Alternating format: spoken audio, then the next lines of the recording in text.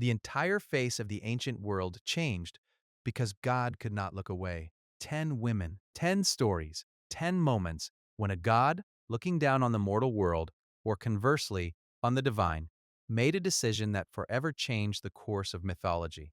These were not just love stories, these were disasters, transformations, wars, the birth of monsters and heroes, founding and destruction of cities. Some of these women were goddesses, some were mortals, some were nymphs caught between two worlds. They all paid their price, and all of them, in a way that history has not always recognized, gave the world something extraordinary in return. These are the 10 main beloved Olympian gods. The rankings are not based on beauty, although beauty is everywhere on this list, but on the world-changing scale that their stories gave birth to. Let's start the countdown. Let's begin with one of the most heartbreaking mistakes in all of mythology. Aurora, known to the Greeks as Eos, goddess of the dawn, was one of the most beautiful divine beings. Every morning, she opened the gates of heaven, her rosy fingers spreading light across the world, so that her brother, Helios, could begin his journey across the sky. And she fell deeply, profoundly in love with a mortal man named Typhon, the prince of Troy, extraordinarily beautiful, so remarkable that even the gods noticed him. Aurora turned to Zeus for a gift, immortality for Typhon, so that she would never have to watch him grow old and die. Zeus granted her request. Aurora forgot to ask for eternal youth. Typhon became immortal. He, too, aged older and older, endlessly, without escape from death. His body withered, his voice faded to a whisper. He grew so small and so ancient that Aurora eventually transformed him into a cicada, an insect whose endless, repetitive cry fills the summer air. Every morning, Aurora still cries. Her tears fall like dew onto the grass at dawn. The ancient Greeks explained the morning dew as the tears of a goddess who loved too much and asked for the wrong thing. Shocking fact, the word cicada comes from the name of a creature that was once a Trojan prince. Every time you hear this sound in the summer, it's Typhon still singing with his only remaining voice. The most scandalous affair on all of Olympus, and the most public ending to a secret relationship in the history of mythology. Ares, the god of war, physically the most powerful being on the battlefield, was having an affair with Aphrodite, the goddess of love and beauty, who, coincidentally, was married to Hephaestus, the god of the forge. The affair was an open secret. Everyone on Olympus knew. Everyone, apparently, except Hephaestus.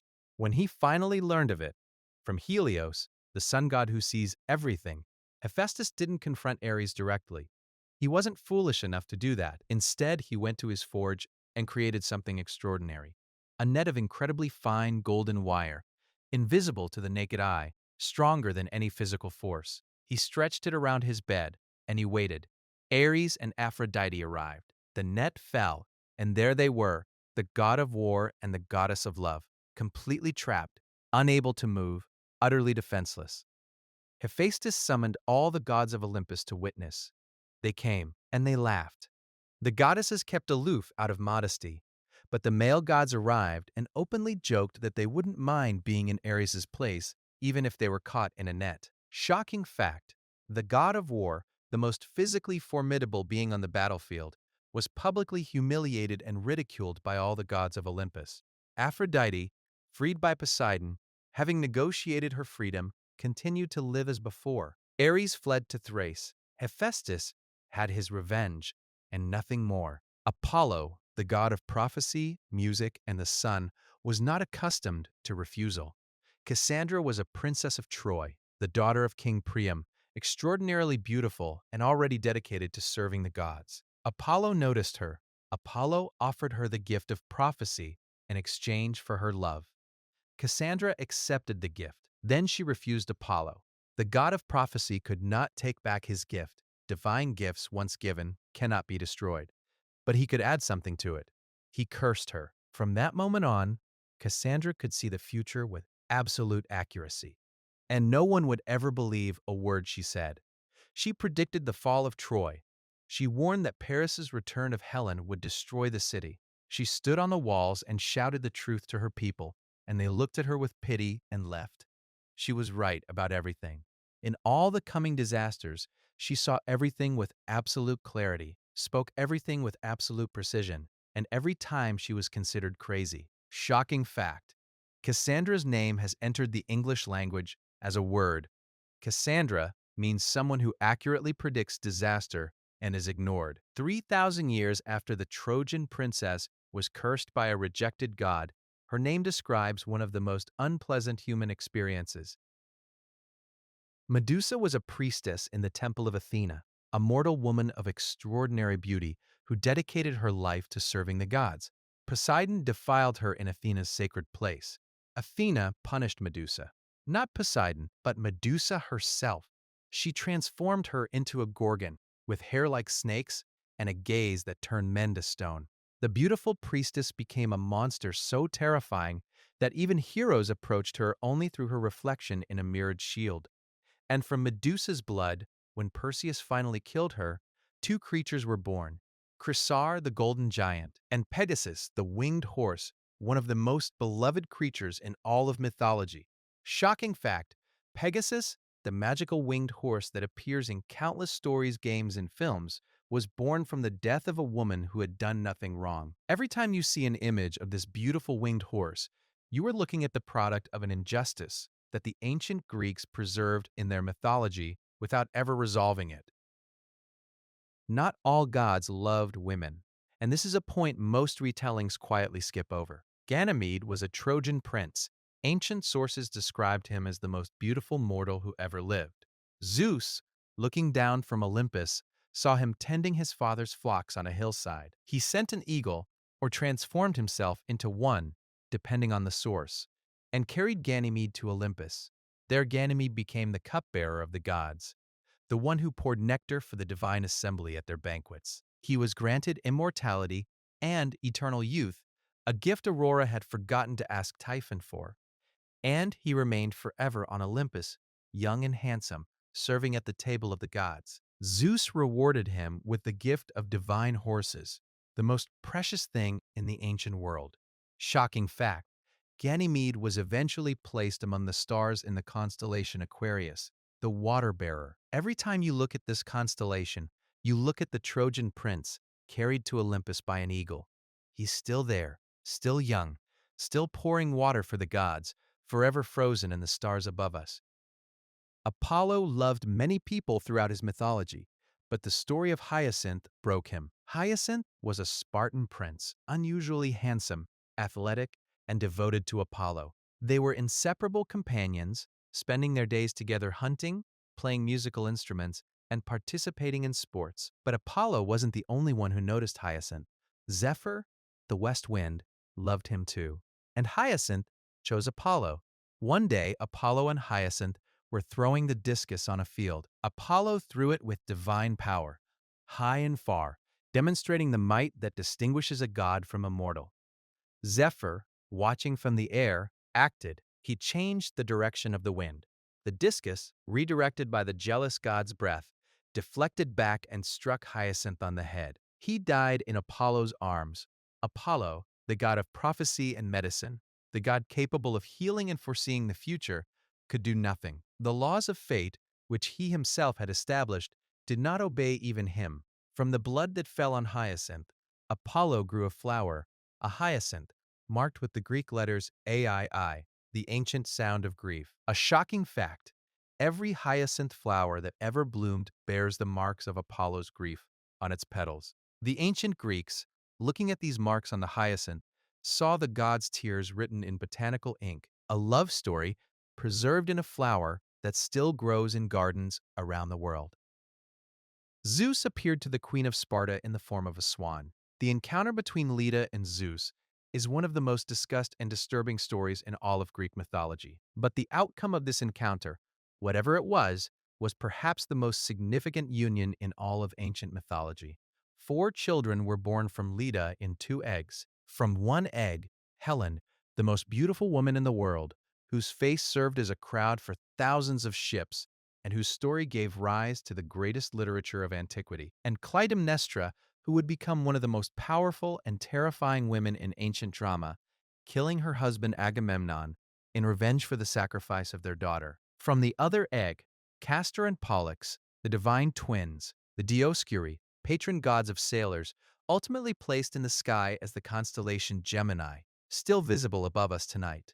A shocking fact, four of the most important figures in Greek mythology, Helen, whose abduction sparked the Trojan War, Clytemnestra, whose revenge ended Agamemnon's dynasty, and two stars still visible in the night sky, were born from the same encounter between the Queen of Sparta and a swan god. One night sowed the seeds of a thousand-year-old story. Hades took Persephone to the underworld. Her mother, Demeter, halted the earth's growth, plunging the world into its first winter while she searched for her daughter. People starved, crops failed, the earth became barren for the first time in its existence. The gods intervened. A compromise was reached. Persephone spent part of the year below with Hades and part of the year above with Demeter.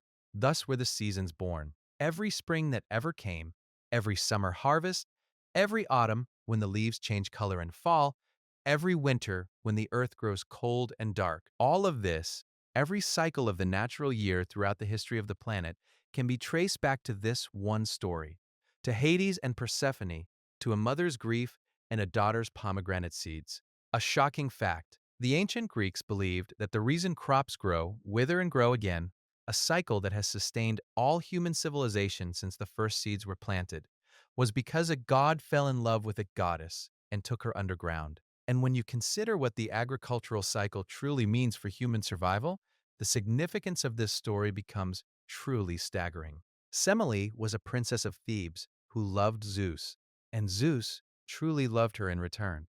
Their relationship, by the standards of Zeus's mythology, was unusually tender. He visited her regularly, disguised as a mortal, and she was already pregnant with his child. Then Hera learned of this, and Hera, disguised as Semele's old nurse, asked her a question that could have killed her.